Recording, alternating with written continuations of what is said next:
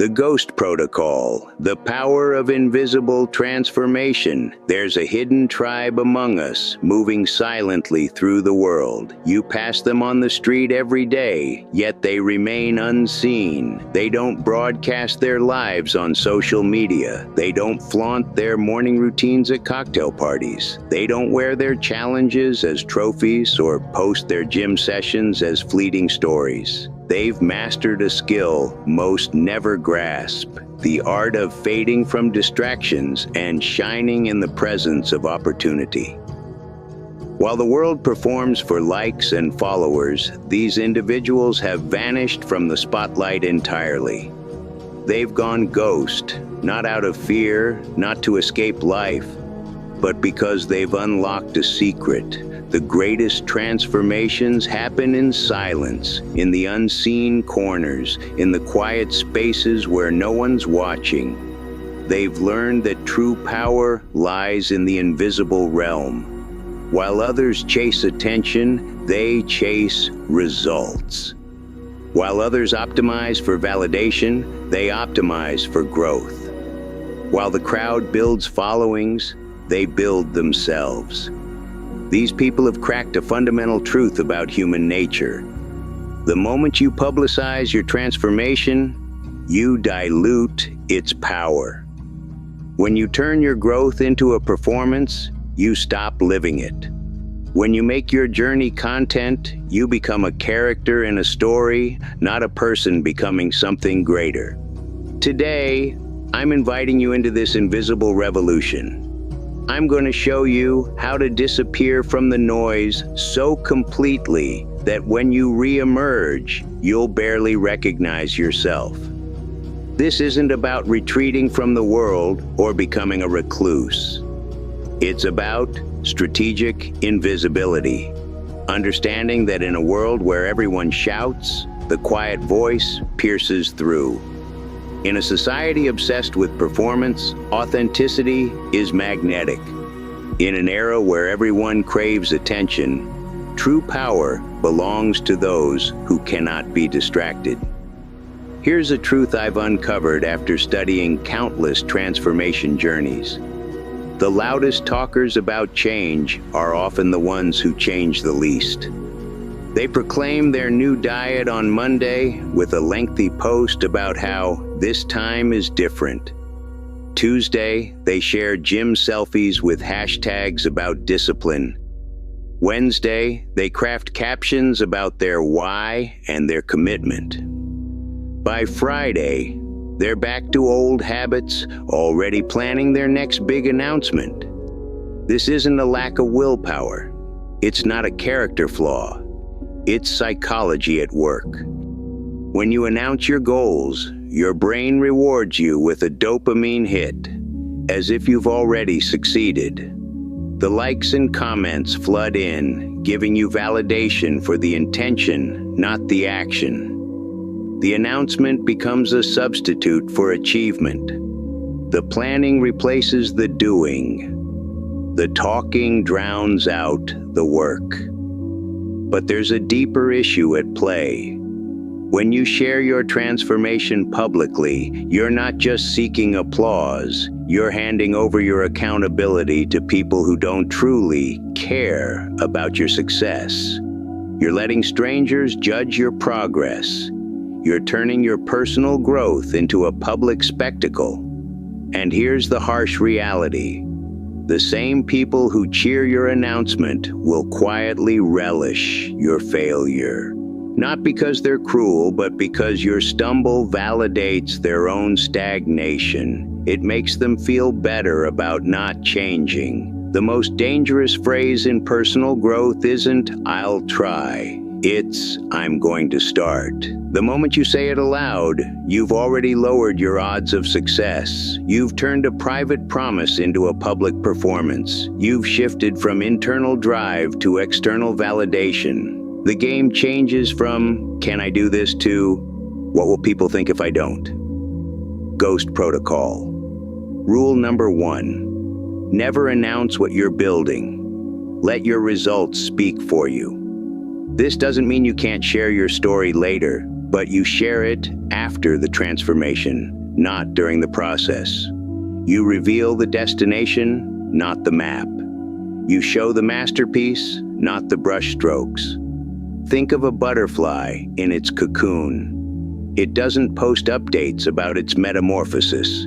It doesn't beg for encouragement or advice. It transforms in silence.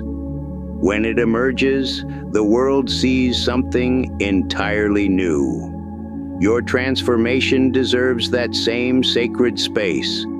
Your growth deserves that same quiet protection.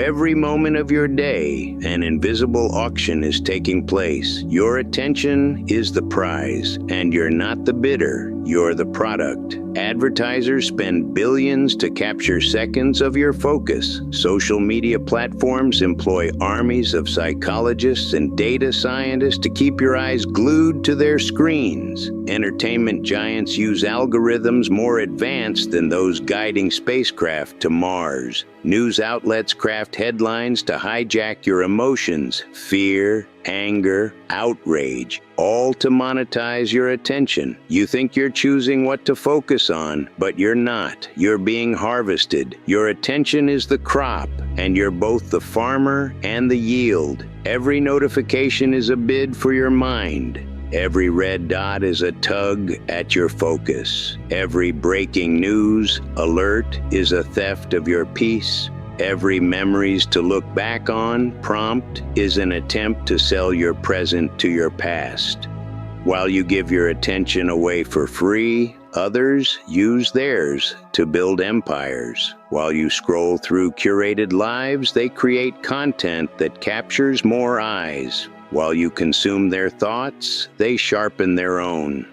While you're entertained by their creativity, they're building skills that make them indispensable. While you worry about their opinions of you, they're too busy building their lives to care about yours.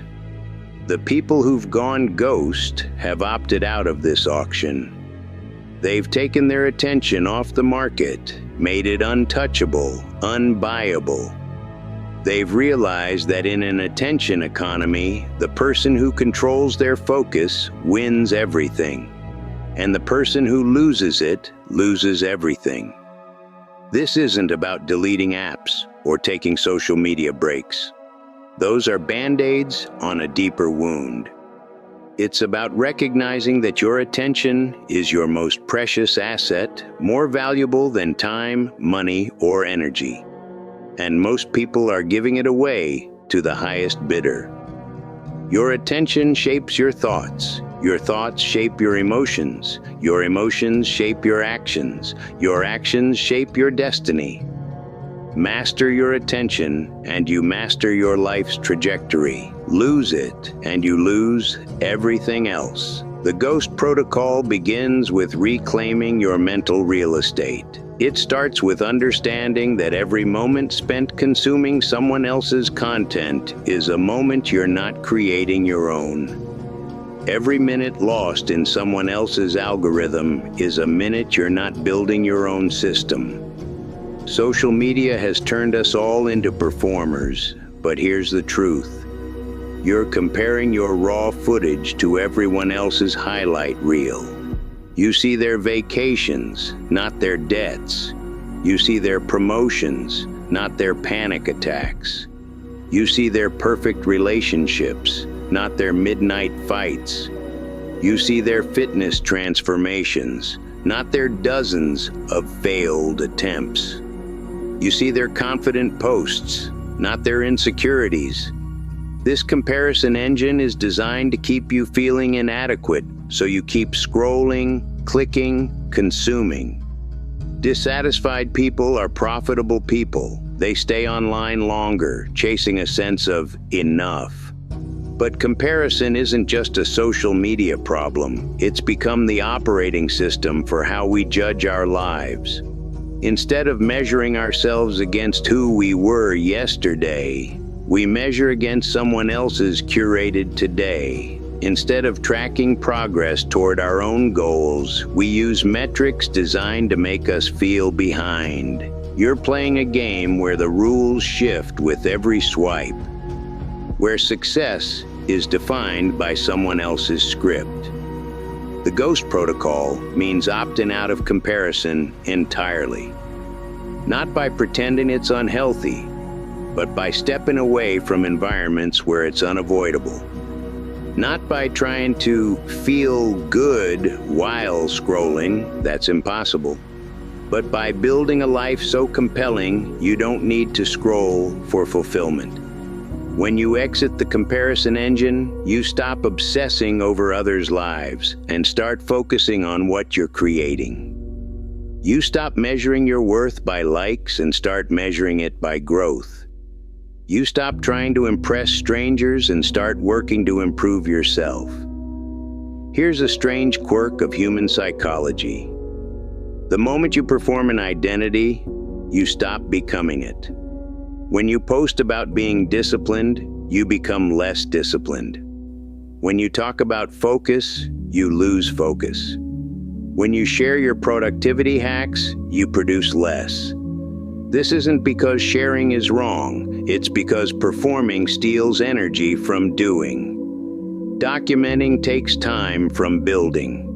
Crafting an image burns mental resources that could fuel real growth. Every minute spent perfecting a post about your workout is a minute you're not working out. Every moment spent captioning your reading habit is a moment you're not reading. Every second spent curating an image of having it together is a second you're not actually getting it together. The Ghost Protocol flips this dynamic. Instead of performing the person you want to be, you focus on becoming them. Instead of looking successful, you build success. Instead of seeming disciplined, you cultivate discipline. While others spend 70% of their energy documenting their habits and 30% building them, you pour 100% into the building. While they optimize for perception, you optimize for reality. The result? You progress faster than those who appear to progress faster. Most people feel drained all the time. They blame their jobs, their schedules, their responsibilities. But the real culprits are energy leaks, invisible drains, sapping their vitality with no return. Leak number 1. Mental switching costs. Every task switch burns brain fuel. Every notification that breaks your focus costs energy to refocus. The average person checks their phone 96 times a day, once every 10 minutes. Each check is a micro decision, each refocus a cognitive tax. By day's end, you've spent your mental energy on transitions, not progress. Leak number 2. Emotional labor for strangers. Every annoying comment you read spikes your stress hormones. Every upsetting headline triggers your fight or flight response. Every online argument with strangers over issues that don't matter drains emotional energy that could fuel your relationships or goals. You're spending your heart on people who don't care, on problems you can't solve, on battles you can't win. Leak number 3. Decision fatigue from trivial choices. Your brain burns the same energy choosing a Netflix show as it does making life-changing decisions. Constant micro-decisions, what to eat, where, watch, exhaust your decision-making capacity before you reach choices that matter. Leak number 4. Comparative analysis paralysis. Comparing your life to others runs constant background calculations. Am I ahead or behind? Should I be doing what they're doing? Why don't I have what they have? This mental chatter steals processing power that could improve your reality. The Ghost Protocol plugs these leaks systematically. Instead of managing time, you manage energy. Instead of doing more, you eliminate drains to have more fuel for what matters. When you stop bleeding energy on meaningless tasks, you unlock abundant energy for meaningful ones. Building in the basement. Every great breakthrough in history started in private.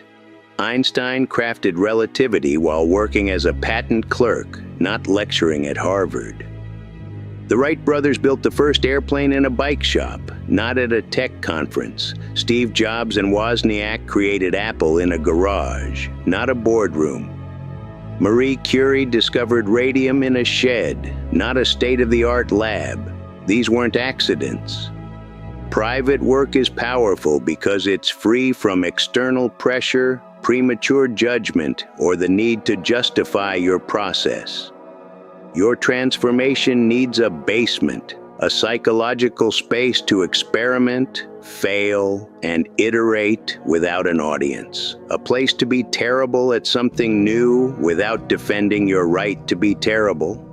Most people skip the basement phase. They want instant success, to monetize their journey before it's complete, to teach what they're still learning. This creates problems. Problem number 1, premature exposure kills experimentation. Public work demands immediate success, stifling the risks needed for breakthroughs. Problem number 2, external feedback disrupts internal growth. Constant input from others drowns out your intuition, making you reliant on validation instead of your own standards. Problem number 3, performance drains development. Splitting energy between building skills and maintaining an image slows your progress. The Ghost Protocol embraces the basement phase. This is where the real work happens, repetitive, unglamorous, invisible. It's practicing the same exercise until your body owns it. It's rereading a concept until it clicks. It's honing a skill in private until it shines in public. It's choosing depth over flash, quality over quantity. Most can't handle basement work. It lacks instant gratification or applause. But those who transform find joy in the process, measure progress by internal growth, and stay committed when no one's watching. Treat your life like a laboratory. Scientists don't just experiment, they document. They track hypotheses, methods, results, failures. They treat setbacks as data, not defeat. Your transformation is an experiment, and you're both scientist and subject. Most people approach change like gamblers, trying something briefly, quitting when results don't come, never learning from their attempts. The Ghost Protocol demands you track everything, not just outcomes, but processes. Not just what happened, but why. For example, don't just note that you worked out, track when, how you felt, what you ate, how it affected your day. This reveals patterns. Maybe morning workouts stick better, or certain foods sap your energy. These insights let you optimize based on data, not guesswork. This approach builds confidence in your ability to solve problems methodically. Setbacks become experiments, failures become feedback, obstacles become opportunities to learn. While others chase dramatic changes for social media clout, you make tiny, invisible adjustments that compound into massive results. You don't overhaul your diet for a viral post. You tweak your eating window until fasting feels natural. You don't chase extreme fitness challenges. You add 1 rep, 1 minute, until strength is second nature. You don't read for hours to hit page goals. You read 1 extra page daily until learning is a habit. The power of compound invisibility. Small changes compound faster than big ones because they're sustainable. A 1% daily improvement makes you 37 times better in a year. A 50% monthly leap, nearly impossible to maintain, yields far less. These micro-adjustments are invisible to others and to your own resistance. Your brain doesn't fight changes, it doesn't notice, making them easier to sustain. This builds process-based confidence, not outcome-based confidence. You trust your ability to improve steadily, not your ability to maintain dramatic shifts. This confidence is stable, transferable, and applies to any challenge.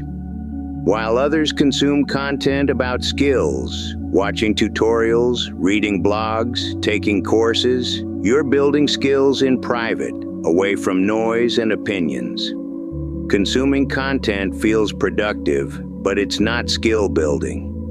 Real skill acquisition is messy, humbling, frustrating. It's making stupid mistakes, feeling incompetent, pushing through plateaus. Most quit here, expecting linear progress. But skill development is exponential, slow at first, then explosive. The GHOST protocol embraces this messy middle. You measure progress by consistency, not results. You focus on getting better, not looking good. Depth over productivity. While others chase speed and quantity, you chase quality and depth.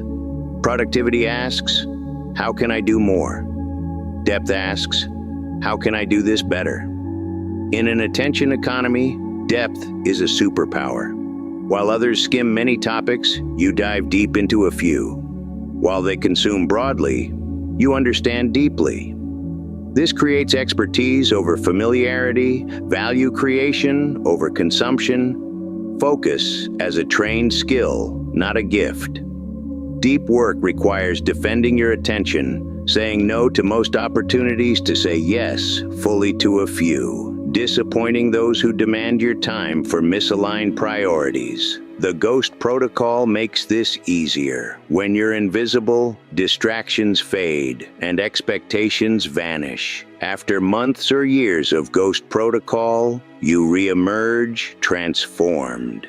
People who knew you before are stunned. They see the results but can't pinpoint the moment of change. They might call it luck or destiny, but you know it was deliberate, built in silence, day by day. Choice by choice.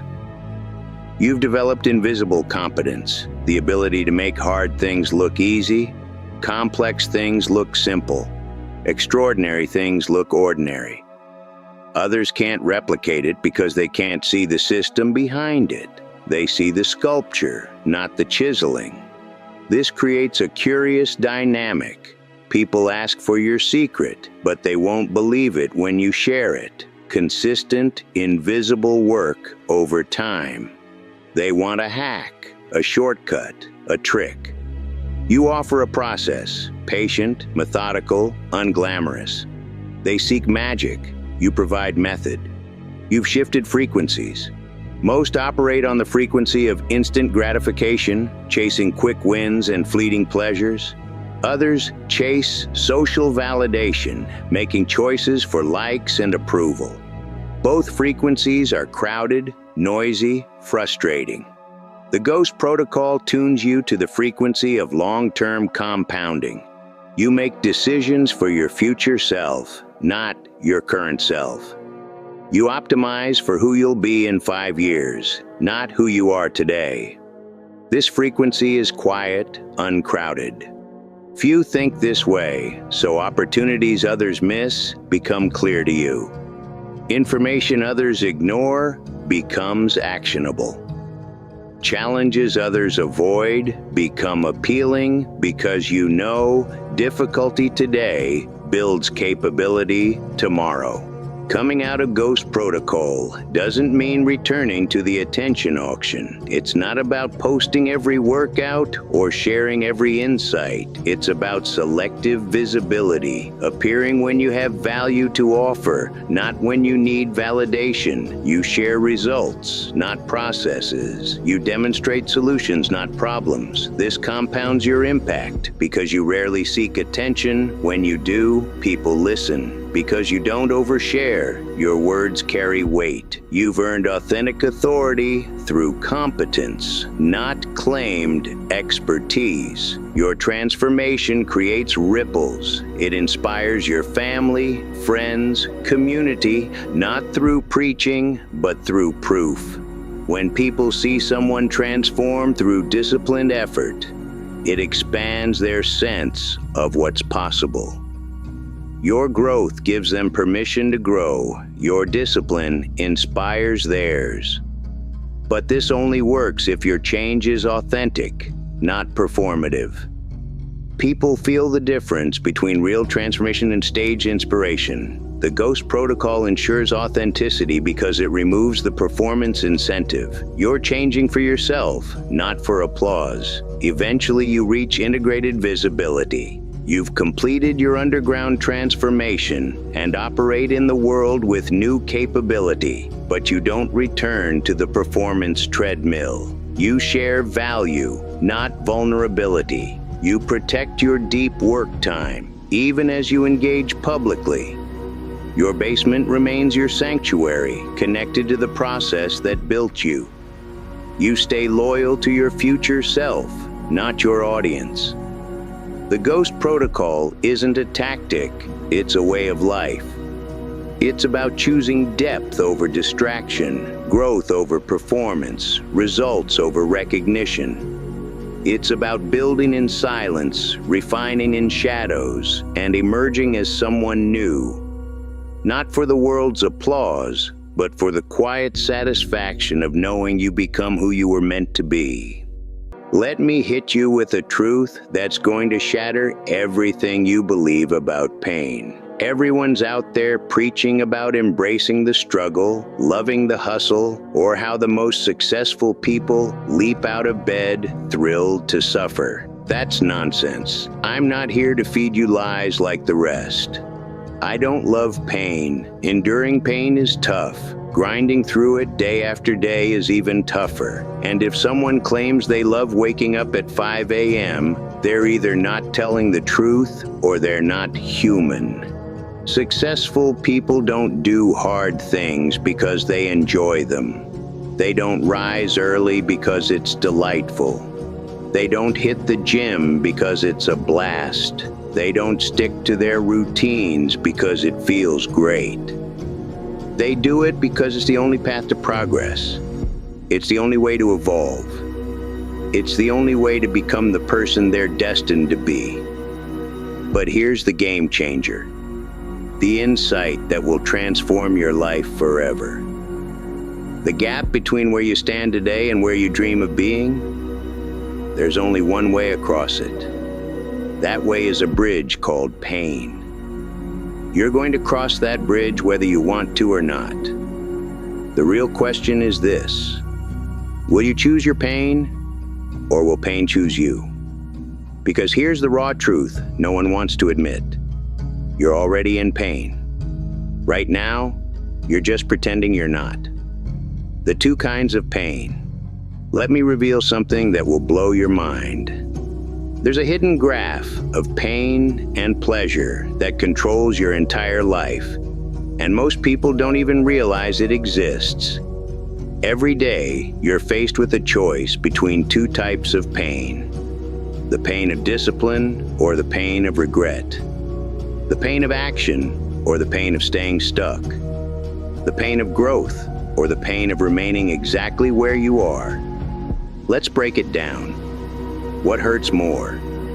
Doing 50 push-ups or staring in the mirror, despising what you see? What's worse, waking up at 6 a.m. or hitting 30 and realizing you squandered your 20s? What's more agonizing, having a tough conversation or carrying resentment for years?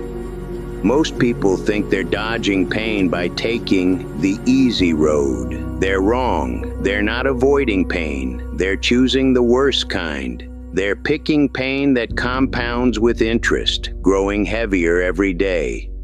You think scrolling social media for hours is fun? It's not. It's pain masquerading as pleasure. You think eating junk food is escaping pain? Wrong again. It's trading short-term comfort for long-term suffering. You think hitting snooze feels good? It doesn't. It's the pain of knowing you're weak, delivered fresh to your mind every morning. Here's what the pain-pleasure graph really shows. The more pleasure you chase today, the more pain you'll face tomorrow. The more pain you embrace today, the more pleasure you'll earn tomorrow. It's that straightforward. It's that harsh. And it's non-negotiable. Real pain versus fake pain. Want to know what real pain is? It's not doing hard things. Real pain is knowing you should do hard things and choosing not to. Real pain is overthinking instead of acting. Real pain is eating junk and then hating yourself for it. Real pain is letting bad habits slowly erode your life. Real pain is waiting for tomorrow when you could start today. Real pain is watching endless self-help videos but never helping yourself. Real pain is knowing exactly what you need to do and doing everything but that. Real pain is searching online for answers like why can't I take action? Why don't I change? What's wrong with me? Instead of just doing something. That's real pain. That's the pain eating you alive right now. Now let's talk about fake pain. Fake pain is doing 100 push-ups. Fake pain is waking up early. Fake pain is choosing a book over your phone. Fake pain is cooking a healthy meal instead of ordering takeout. Fake pain is going to bed on time instead of binging Netflix until 2 a.m. That's not real pain, that's just discomfort. And discomfort is the entry fee to the life you want. But your mind plays a cruel trick. It makes the fake pain feel massive while downplaying the real pain. It makes 20 minutes of exercise feel unbearable, but 3 hours of scrolling feel effortless. It makes reading for 30 minutes feel like torture, while 4 hours of TV feels natural. Your brain is wired to keep you comfortable, which means it's wired to keep you weak.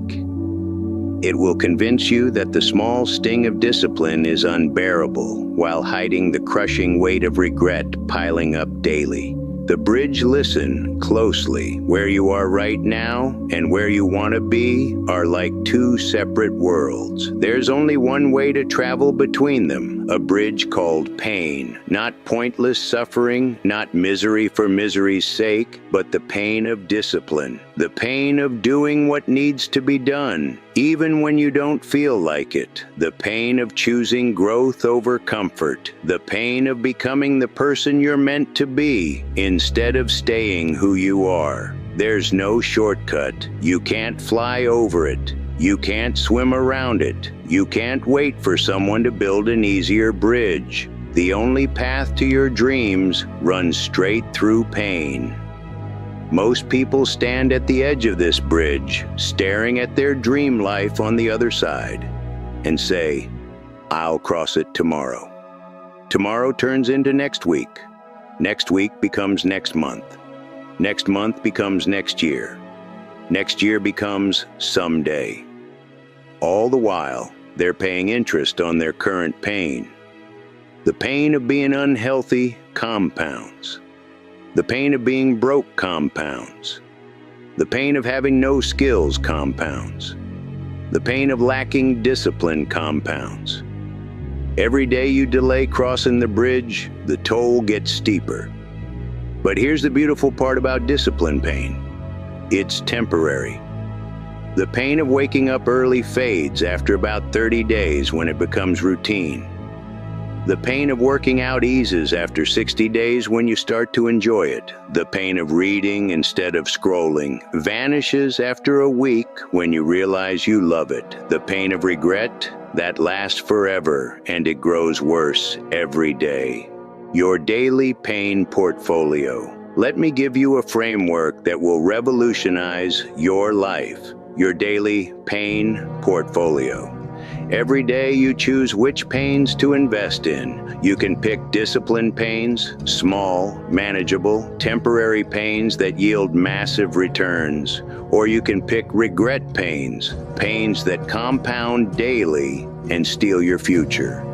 discipline pains look like this: waking up when your alarm rings instead of hitting snooze, making your bed instead of leaving it a mess, cooking a healthy meal instead of grabbing fast food, working out for 30 minutes instead of scrolling for 30 minutes, reading 10 pages instead of watching Netflix, having that tough conversation instead of dodging it, tackling the work you've been procrastinating instead of doing meaningless tasks. Notice something? These pains are small. They're doable. They're about trading short-term ease for long-term rewards. Regret pains look like this: staying in bed an extra hour and feeling like a failure. Living in a cluttered space that drags down your mental clarity. Eating food that leaves you sluggish and guilty. Scrolling mindlessly while your dreams gather dust. Staying ignorant while the world passes you by. Letting unresolved conflicts poison your relationships. Watching your goals die while you stay busy with pointless tasks. These pains feel easier in the moment, but they're silently destroying your life. They're the compound interest of failure. The secret is this: pain is inevitable. The question is whether you'll choose pain that builds you up or pain that breaks you down. Pain that's finite and leads to growth, or pain that's endless and leads to regret. Why your life hurts already? Stop kidding yourself for a moment and take a hard look at your life. Is it where you want it to be? If you're honest, the answer is probably no. That gap between where you are and where you want to be, that's pain. You're living in pain right now. You're just so used to it that you don't notice. The pain of being out of shape, the pain of being broke, the pain of having no skills, the pain of wasting your potential, the pain of knowing you're capable of more but doing nothing about it. The pain of watching others live the life you want. The pain of repeating the same mistakes over and over. The pain of being trapped in habits you hate but can't break. That's real, soul-crushing pain, and it's happening to you right now.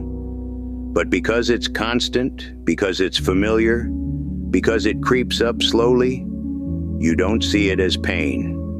You think it's just life. You think it's normal. You think everyone feels this way. They don't. The people who have what you want felt this pain too, but they recognized it for what it was. They chose to trade the pain of regret for the pain of discipline. They swapped the pain of stagnation for the pain of growth. They exchanged the pain of weakness for the pain of becoming strong. When the environment trap. Here's something most people miss about pain and discipline. You can't rely on willpower alone. Willpower is finite. It gets exhausted. It fails when you need it most. Smart people don't lean on willpower. They design their environment to make good choices inevitable and bad choices impossible. Want to wake up early? Don't put your alarm next to your bed. Put it across the room so you have to get up to turn it off. Want to work out? Sleep in your gym clothes? Keep your workout bag by the door. Make skipping the workout harder than doing it. Want to eat healthy? Clear your kitchen of junk food. Prep healthy meals on Sunday so they're ready when you're hungry. Want to read more? Leave your phone in another room and keep a book on your nightstand. Want to stop scrolling? Delete the apps. Yes, delete them. I know you're hesitating. I know you'll make excuses. Delete them anyway. Want to be productive? Block distracting websites. Use apps that lock you out of social media during work hours. The goal is to make discipline easier than laziness. Make the right choice the obvious choice. Make the wrong choice the hard one. Because here's the reality. When you're tired, stressed, or emotional, you won't make great decisions.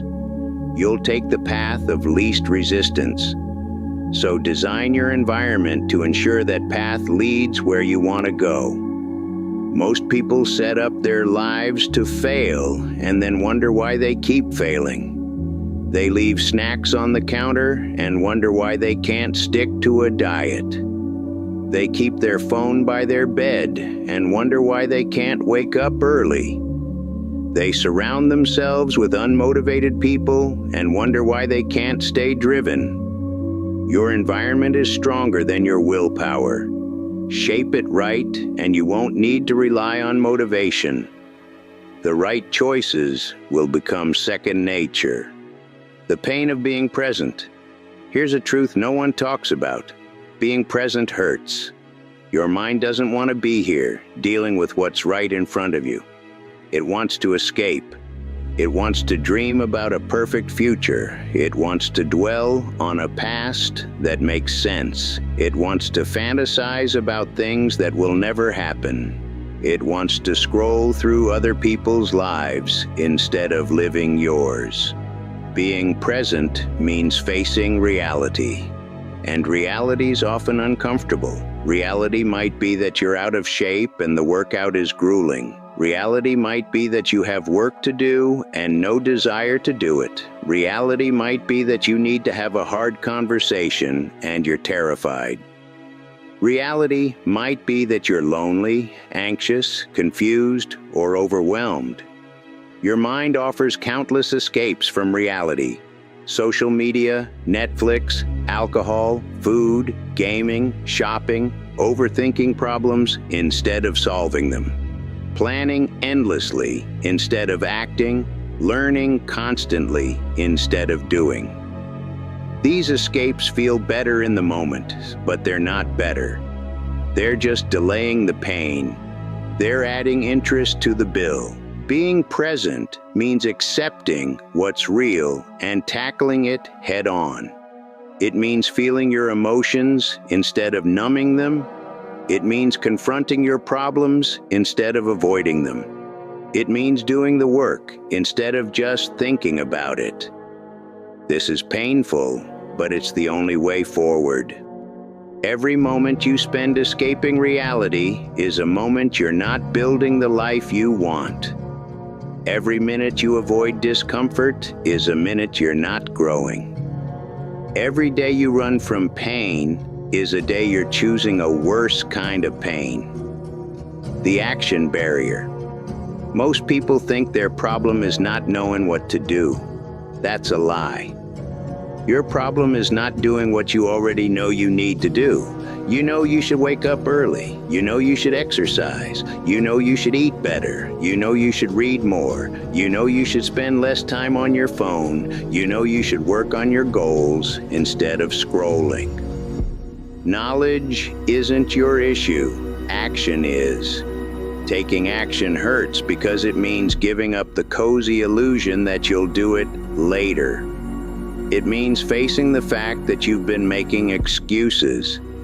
It means admitting that you haven't changed because you haven't wanted it badly enough.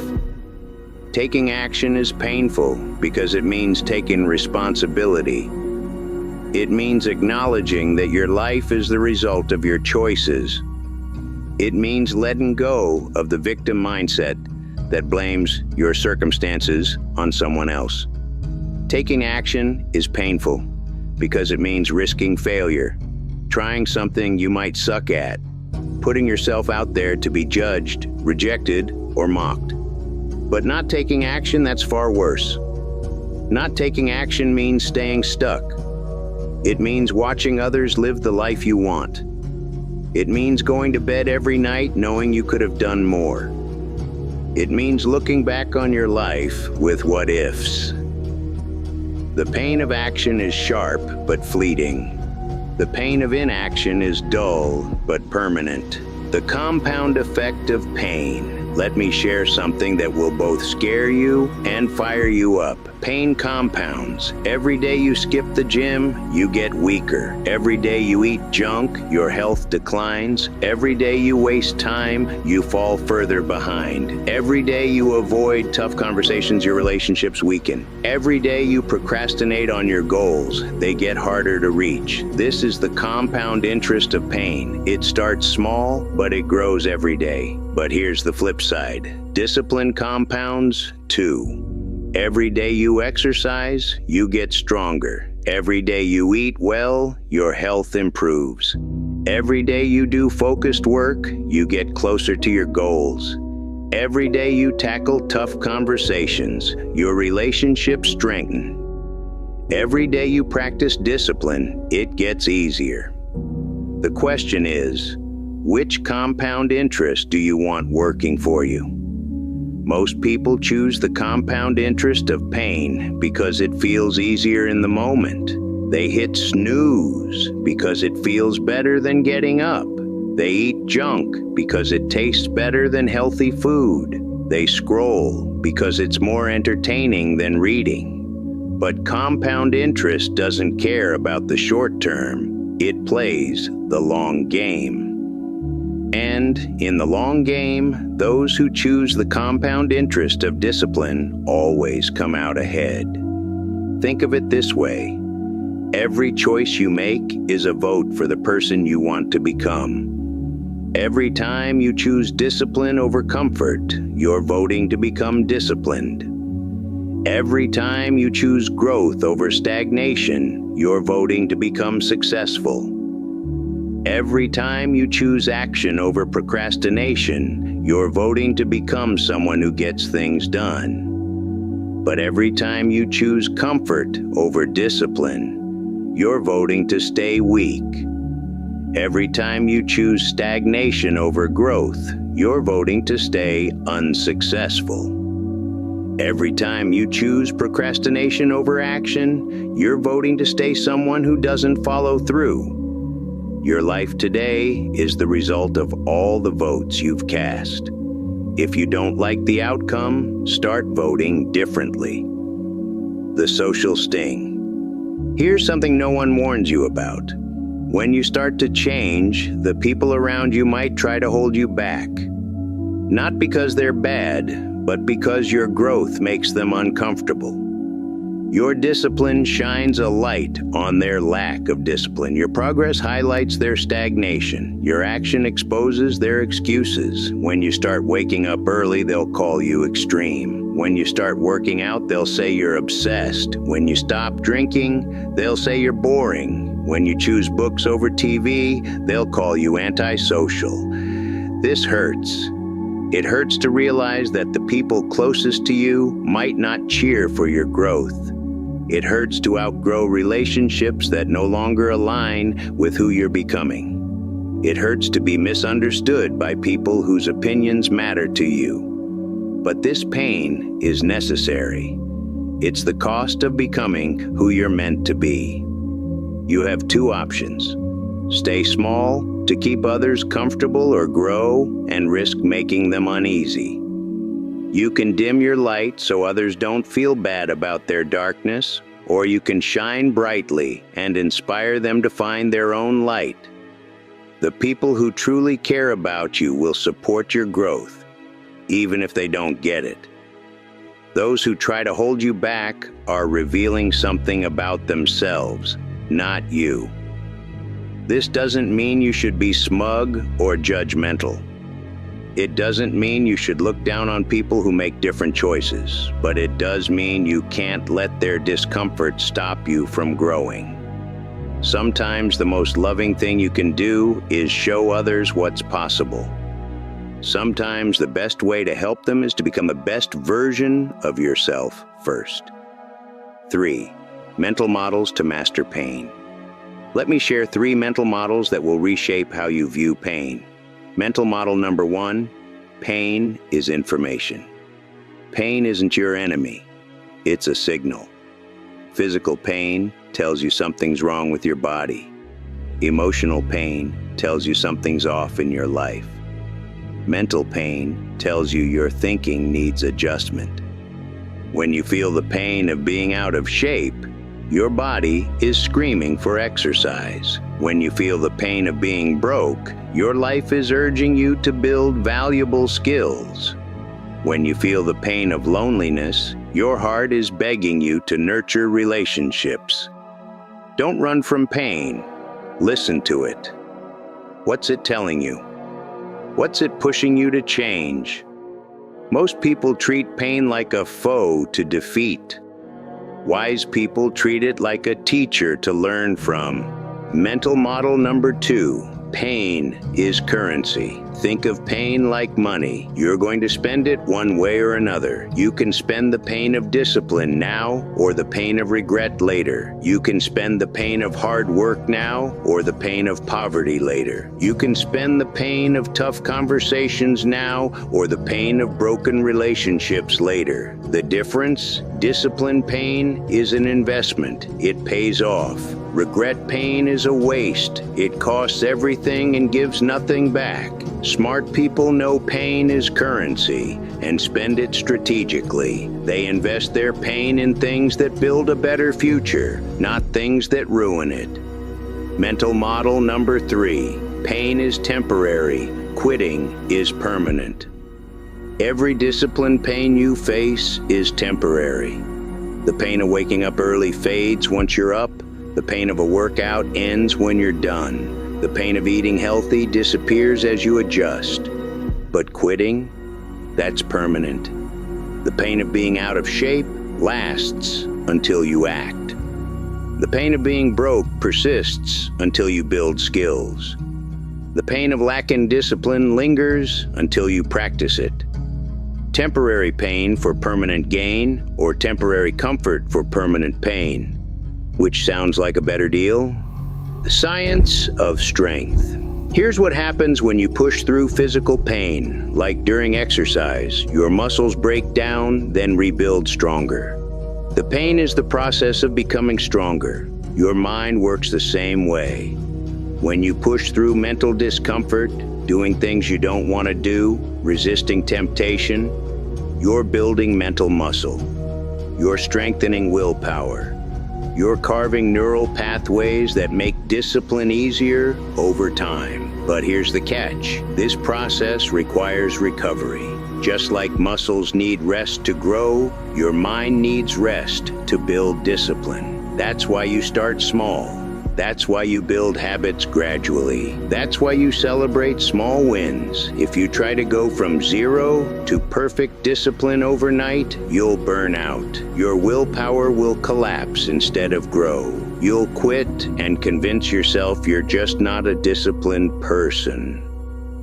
But if you build discipline step by step, starting with small challenges and giving yourself time to recover, you'll develop real strength. You'll become someone who can handle bigger challenges. Think of discipline like a muscle. You wouldn't try to bench 300 pounds on your first gym day. You'd start with a weight you can lift and increase it over time. Discipline is the same. Start with something manageable. Making your bed, doing 10 push-ups, reading for 10 minutes, putting your phone away during meals. Once that feels easy, level up. Add more push-ups. Read longer. Extend the phone-free time. Keep building the muscle. Consistency beats intensity. Small, daily actions trump big, weekly efforts. Build the habit first, then scale the challenge. Your daily pain menu. Here's a practical tool you can use starting today. Your daily pain menu. Every morning, pick 3 types of pain to tackle. Physical pain, something that challenges your body. Take a cold shower, do a workout, walk instead of driving, take the stairs instead of the elevator. Stand instead of sitting, stretch when you're stiff. Mental pain, something that challenges your mind. Read instead of scrolling. Learn a new skill. Tackle your hardest task first. Have a tough conversation. Make a decision you've been avoiding. Face a problem you've been ignoring. Emotional pain. Something that pushes your comfort zone. Say no to something you don't want to do. Say yes to something that scares you. Express your true opinion, set a boundary, admit you were wrong, apologize when needed. Pick one from each category daily. Don't aim for the hardest things. Don't try to be perfect.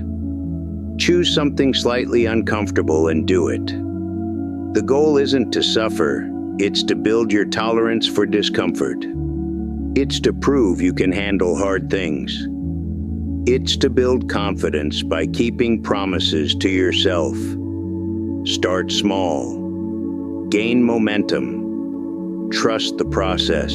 The 30-day pain challenge.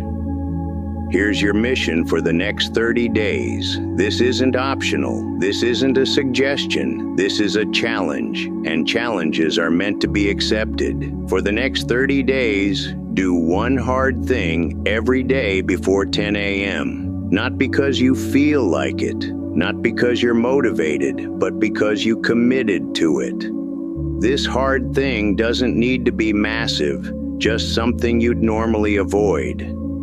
Maybe it's making that call you've been dodging, cleaning the space you've been neglecting, doing the workout you've skipped, writing the email you've put off, having the conversation you've dreaded, or tackling the task you've procrastinated.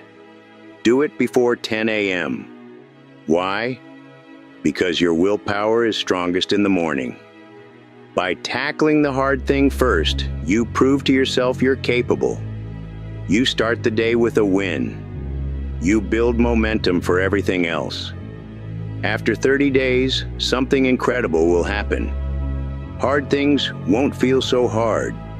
Your tolerance for discomfort will grow, your confidence will soar, your belief in yourself will solidify. Most importantly, you'll realize the pain of discipline isn't that bad. It's just unfamiliar. And once it's familiar, it's manageable. Once it's manageable, it becomes automatic. The truth about comfort zones. Your comfort zone isn't comfortable. It's just familiar. Is being out of shape comfortable? Is being broke comfortable? Is having no skills comfortable? Is wasting your potential comfortable? Is living below your capabilities comfortable? Number. These things are painful. You've just gotten so used to the pain that you don't notice it anymore. Your comfort zone isn't a cozy haven. It's a prison where you've learned to tolerate pain that leads nowhere. Breaking out of your comfort zone isn't about trading comfort for discomfort. It's about trading useless pain for productive pain. It's about swapping the pain of stagnation for the pain of growth. It's about exchanging the pain of regret for the pain of effort. Pain is inevitable. The question is whether you want pain that builds you up or pain that tears you down. Pain that leads somewhere or pain that leads nowhere. Pain with purpose or pain without meaning. Why most people stay stuck. Most people never change because they're chasing a life without pain. They think success means never doing anything hard. They think happiness means never feeling stressed or challenged. They think the goal is a life of ease and comfort. That's not success, that's stagnation. That's the absence of growth, challenge, and meaning. The most successful people don't eliminate pain. They choose it wisely. They pick the pain that builds instead of the pain that destroys. They choose the pain of growth over the pain of staying stuck. They understand you can't escape pain, but you can give it purpose. You can't avoid discomfort, but you can make it meaningful. You can't eliminate difficulty, but you can choose difficulties that make you stronger. This is why most self-help fails. It promises a pain-free life. It claims that with the right mindset or strategy, everything will be effortless. That's a lie. Life isn't supposed to be effortless. It's supposed to be challenging and meaningful. The challenge is what gives it meaning. The difficulty is what makes it worthwhile. The final truth about pain. Pain isn't going away. You'll face it whether you're successful or not. You'll encounter challenges whether you're disciplined or not. You'll have tough days whether you're growing or stagnating. Your only choice is what kind of pain you want to face. Do you want the pain of pushing yourself to be better, or the pain of staying where you are? The pain of facing problems, or the pain of running from them? The pain of discipline, or the pain of regret? The amount of pain might be the same, but the purpose is different. One pain builds your character, the other erodes it. One pain creates your future, the other destroys it. One pain makes you stronger, the other makes you weaker. One pain you can take pride in, the other you have to hide from. You have two paths right now. Path 1, keep doing what you're doing. Keep choosing comfort over growth. Keep dodging the small pains of discipline and accepting the massive pains of regret. Keep pretending tomorrow you'll magically feel ready to change. Keep living below your potential and wondering why you're unfulfilled. This isn't the default, it's a choice. It's an active decision to stay weak, stuck, and small. Path 2. Start choosing your pain. Start doing one hard thing every day. Start building the discipline that will transform your life. Start proving to yourself you're capable of more. Start crossing the bridge between where you are and where you want to be. This is also a choice to grow, to struggle, to face discomfort for something bigger than momentary ease. Both paths involve pain. Both are hard. Only one leads to the life you want. Your challenge. I'm ending with a challenge, not a suggestion, not something to think about, but a direct, specific challenge to prove whether you're serious about change or just indulging in motivational fluff. Before you go to bed tonight, do 3 things.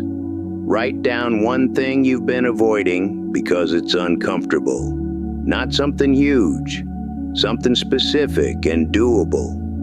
Maybe it's a phone call, cleaning your space, going for a run, or having a tough conversation. Write it down. Set your alarm for 30 minutes earlier than usual tomorrow.